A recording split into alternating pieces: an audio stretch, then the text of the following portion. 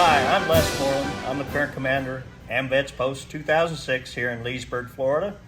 And we're a proud sponsor of Central Florida Salute on the YouTube channel. I'd like to have you check us out on our Facebook page or whatever. Our address is 500 North Canal Street in Leesburg, Florida. To all you veterans out there, come by and see us. We salute you for your service and thank you very much. Hello, welcome to Central Florida Salute YouTube. I'm your host, Bob Peters, and I have the honor of having Reggie Nealy, who serves in the United States Marine Corps in Vietnam, as a guest today. Welcome to the show, Reg. Thank you so much. Glad to be here. You know, I have just looking at your bio. Yes. And it's very impressive. Thank you. And if I may, I'm going to put my cheaters on. And I'll take mine off. You're originally from Pennsylvania, correct? I am. I'm originally from Pottstown, Pennsylvania, which is about 65 miles west and north of Philadelphia. Well, just looking at your bio before we get into everything, you know, you have degrees from Lincoln University. That was a degree in? That was a master's degree in human services. It was composed of both counseling and managing nonprofit organizations. Pennsylvania State University? I did my undergraduate degree at Penn State. Westchester University, a professor? Toward the end of my working career, I spent about 26 years teaching at Westchester University. Wow, Lincoln University, part-time? Yes, I taught a course which was Forensics 1 at Westchester, and it was very popular. And Lincoln University did not have anybody to do that, so they asked me if I would come and do it on a part-time basis for a semester. As you can see, I was there for 9 years. Yeah. And then I said, listen, I've got to stop. Well, but we're going to get into this other part later because you were with the Pottstown Police Department. Yes. And but we want to get on to, you are now the commander for the Purple Hearts. Military Order of Purple Heart, the local chapter, which is Chapter 795. In the villages. That is correct. And would you like to, there's a lot of young people out there who don't even know what the Purple Heart stands for. Would you like to tell people about the Order of the Purple Heart? Sure. Let me just start with just a very brief history of the Military Order of the Purple Heart. The Purple Heart is actually the oldest military decoration ever given. It was given by then General George Washington during the Revolutionary War. The medal at that time was made out of a purple cloth because purple, and particularly purple cloth, was very expensive at that time. And so it was something to be admired, and people would want to earn it. Mm-hmm. The Purple Heart, after the end of the American War, the Revolutionary War, it was pretty much put on the shelf for about 150 years. In 1932, they revived the Purple Heart. And the Purple Heart, when they revived it, is what it looks like today. The big change is that on the Purple Heart since 1932, it now has the silhouette of General George Washington on the Purple Heart itself. Mm-hmm. And it still has the purple cloth. So, to receive one, you'll have to... In order to earn the Purple Heart, and hopefully the Purple Heart is not the military honor that people want to earn. Yeah. It's the one that you try to avoid. You have to get either wounded or killed in combat, and today, or in terrorism. If you were wounded or killed, the award is the Military Order of Purple Heart. It is the Purple Heart itself. Well, thank you for sharing that with us. And thank you. We're going to talk more about the Order of Purple Hearts, but now we're going to talk about Reggie. Oh boy, okay. Reggie's from Pennsylvania. Yes. And you enlisted in the Marines? In 1966, yes. Take us through your time with the Marine Corps.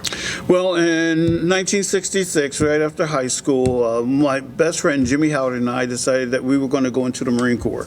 We knew that if we did not volunteer and go in, at some point we would be drafted. And we wanted to have the say as to where we went. And we chose the Marine Corps. Jimmy had his reasons. Mine was, during that time, you just didn't know if you were going to make it home or not. And I knew that if I was with the Marines, somehow somehow, some way, I would make it home, either alive or my body would make it back. Marines don't leave folks out there on the field. Yeah, that we leave no one behind. That's right. So I went into the Marine Corps. Almost immediately after boot camp and the advanced training, I got orders for Vietnam. And so just before Thanksgiving of 1966, I was in country in Vietnam. Now, as I was lucky enough to take the flight over, it was a leased private plane, the 747, that 727 that took us in. And as we were approaching Da Nang to make our landing into country in Vietnam, the pilot was good enough to tell us to look over the left side of the plane, and he banked the plane, and we could see what looked like fireworks below. I thought, oh, they're going to welcome us here. Right. And he informed us that the airport was under mortar fire, and that we had to circle until the bombing stopped and they could get some asphalt down so that we could land the plane. So before we were actually on the ground, we could see the impact of being in Vietnam. All of a sudden you said, what did I get myself into? Yeah. I spent the first 3 months with a Marine Corps unit. Most of us that were on that flight went to that unit. They had suffered major casualties during a previous engagement. And I was with them for 3 months. It was a good experience being with, I call my brothers in the Marine Corps.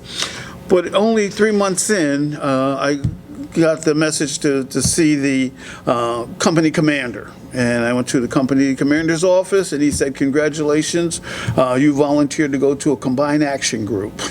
I had no idea. You didn't know you did that. I didn't know. I volunteered, and I didn't know what a combined action group was. What is it? Combined action group was going to be, in my particular case, it was 6 Marines with a Navy corpsman, and we were assigned to a region which was 3 villages, and we were with a platoon of South Vietnamese regulars. And it was our job to try to keep the Viet Cong and the North Vietnamese regulars out of the village.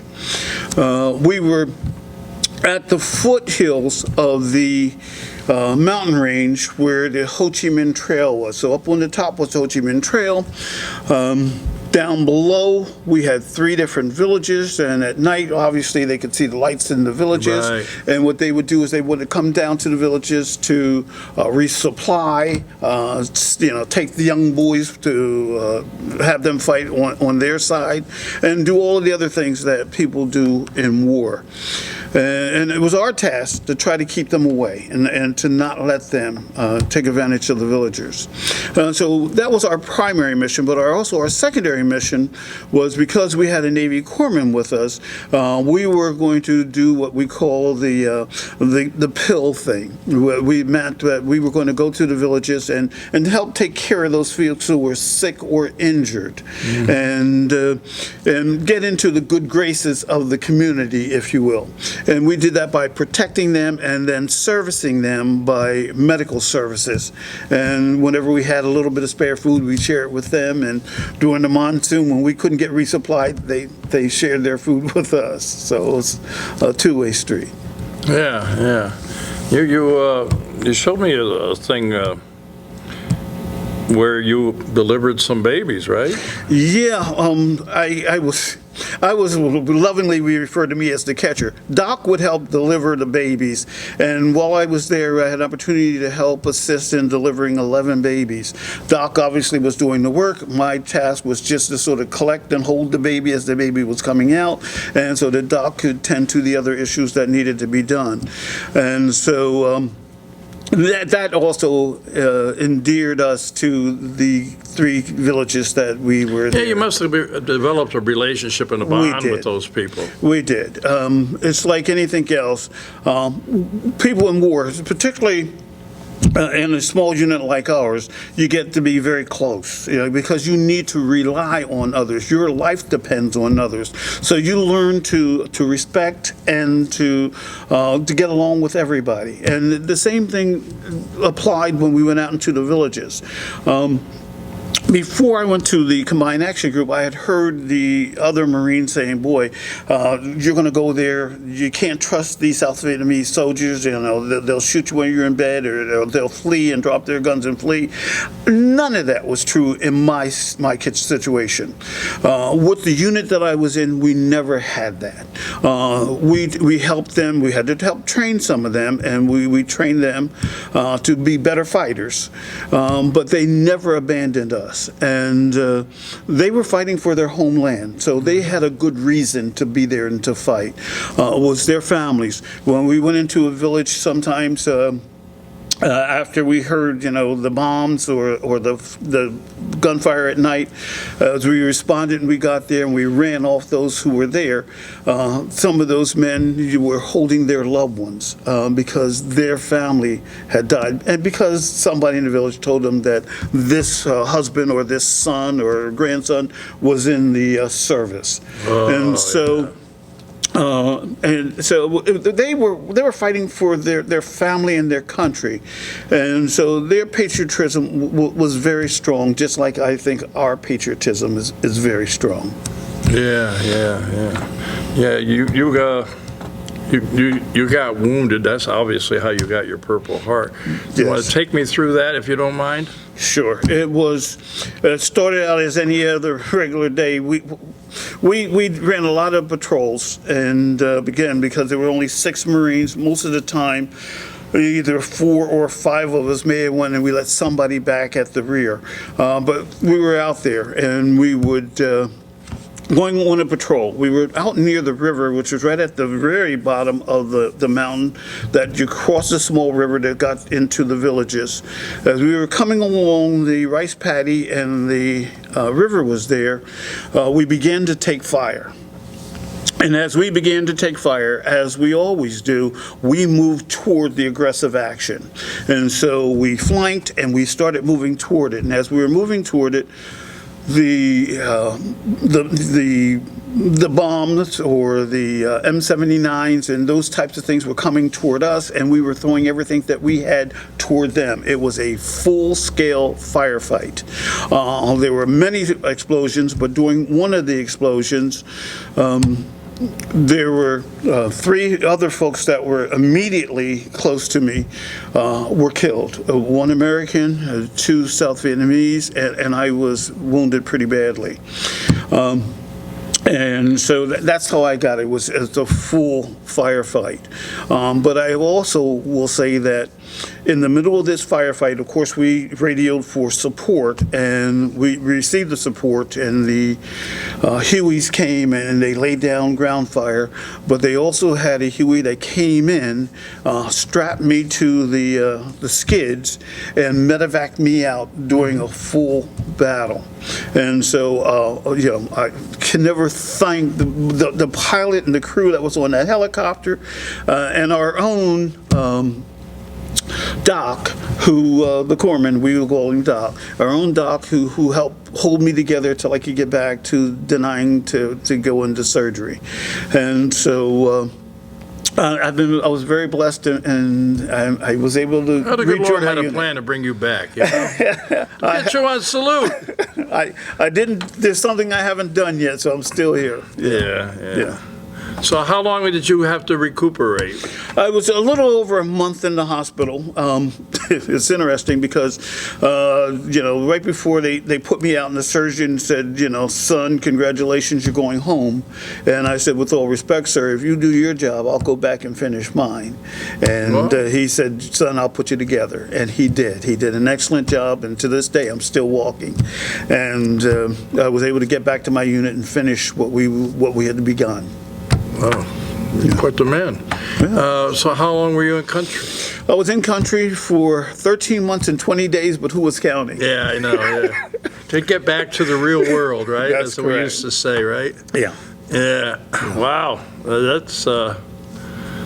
When you got back to the States, yes. How long did you stay in the Marines? Or? Well, my tour was for 3 years, and I don't know. I guess when you get a near-death experience, you reevaluate life in many respects. And during the time that I was in Vietnam with that particular unit, there was an awful lot of death. It was death on our side, but there was an awful lot of death on the other side as well. And by the time I left Vietnam, I was really tired of death. Yeah, I can and understand. so my high school sweetheart, she was with me by letters and an occasional call the whole time I was in Vietnam. So when I got home, the first thing I said to her was, "Let's get married." And I'm still a guy, and so I knew, and I shared with her that I was so sick and tired of death that I wanted to make a life. And we got married, and almost immediately we made a life.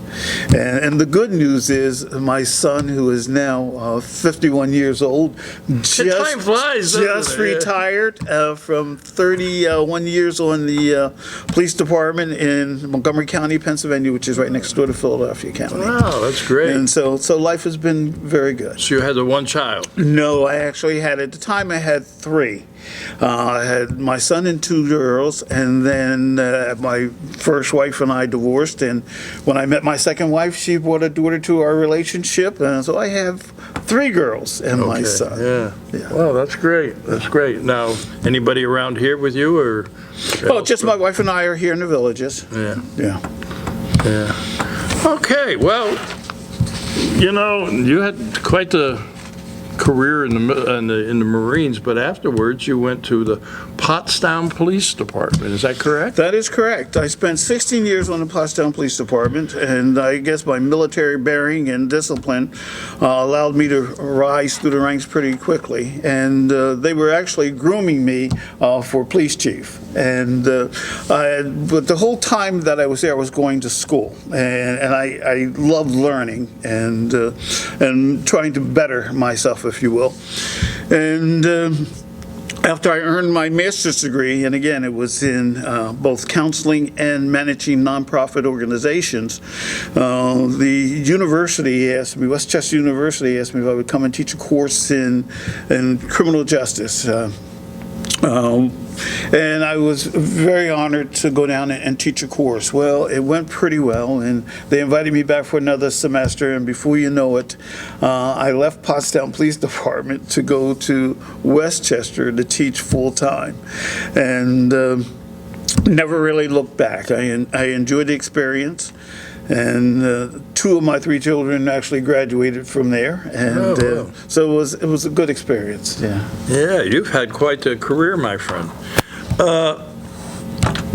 I told you in the beginning that we would talk about the Order of the Purple Hearts. Yes. And want to give you some of the history and what do you guys do? I mean, I know you're a proud Marine, and obviously Yes, sir. that's.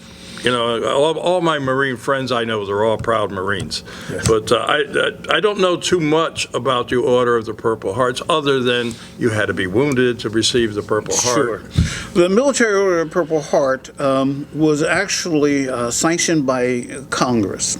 And so we have a national headquarters, and in virtually all of the states, we have a state-run department. And then we have the local level. So we have the three different levels, the national, the state, and the local. And although I'm involved both at the state level and the local level, my heart is with the local level. And we do an awful lot here at the local level. Some of the things that we do is, well, let me just, before I go to that, our members obviously are folks who have been awarded the Purple Heart. But as an associate, if you are a family member, the lineal family, either the wife or the husband of a Purple Heart recipient, or the children or the grandchildren of a Purple Heart recipient, you can become an associate member. Oh, okay. And so we have both our full-fledged members and associate members. But in addition to that, we also have an auxiliary unit. Now, in the Villages, we don't have an auxiliary unit, but across the state, we have several of them, and across the country, they have auxiliary units. So, and then once you understand that we have that set up then locally we do a number of things, and I'll just talk about just a couple of things that I'm very, very proud of. For folks who get the local news, they'll know that the Fisher House up in Gainesville, we just made a nice donation to them, and it was our second donation to the Fisher House. For folks who are not familiar with the Fisher House, they are the military equivalent of the Ronald McDonald House. We all know about the Ronald McDonald's house, but the Fisher House is usually attached in the grounds of the VA hospital. And for a veteran or military person who was wounded or injured, if they're in the hospital, their family can come to the VA and stay at the Fisher House. Oh, yeah. And so we have rooms there for them. They have a kitchen there for them. They give them, it's a very nice setup. The issue here is that everybody knows about the Fisher House at the national level. At the national level, which most people give to, when you give funds to the national level, that goes toward building the facility, and that is important. They build the facility. But once they build the facility, then they leave and they go somewhere else, and it's up to the local group to try to keep it going. And so what we do is we support them financially and pretty nicely so that when the family comes, they can afford the food. And if they can't afford to get there, the Fisher House can help get them there either by flight or gas money for their car. So we do the things to support those veterans who are wounded or injured that are at the hospital there. And as time has gone by, it is also for the older folks, the veterans like myself.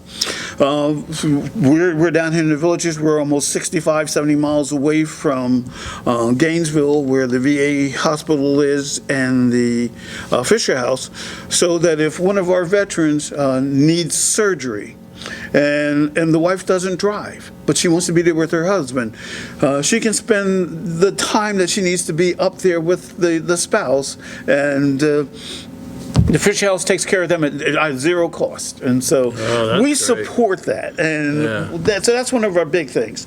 I think the second big thing, that we do is in the local area. We have 7 JROTC programs within local high schools, and each year we do an award to one member of that JROTC team who has displayed leadership, who has displayed a good academic background, and who was very dependable and reliable.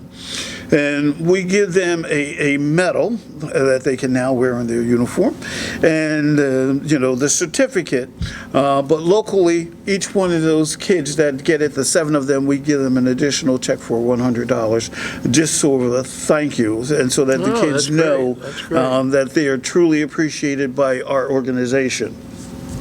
And then the third thing that I'll mention is the Purple Heart Cane Project. Earlier this year, at the villages, for the first time ever, we had a Purple Heart Cane celebration.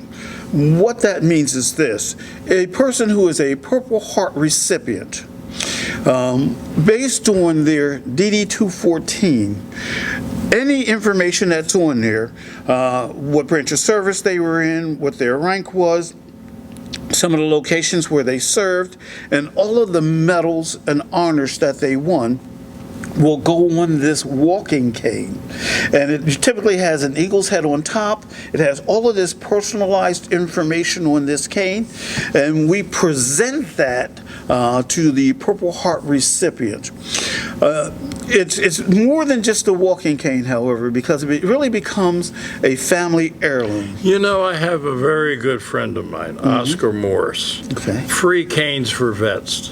That's exactly what he does. He's a not-for-profit, and I've known Oscar for quite a while, and I see the joy the veteran gets when he has that absolutely. history on the cane and has his own, They have their own, and it is so personalized. And in many cases, the grandchild will take it to school for show and tell. Yeah, This was yeah. Pop's cane, and this is who my Pop is.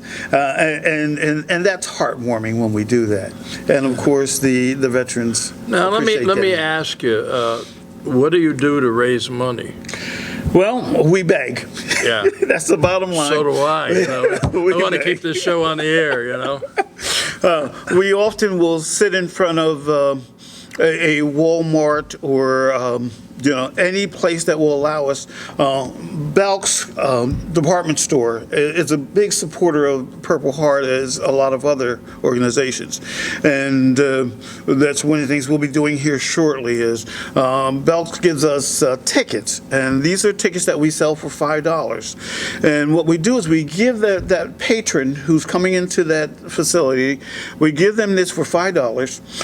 We get to keep the $5 that they give us for the ticket. However, when they go into the store, they can use that ticket as $5 toward a purchase. That's cool. And so I do remember the store gets something from it, and we get something from it. And that's important for us to do that. But didn't you do a golf? We did. I know. I was there with one of them many years ago. Well, actually, now that's not local. We do that on the state level. On the state level, what we've done the last few years is we have a competition between the state of Georgia and the state of Florida. And each one has a couple of teams in the golf tournament.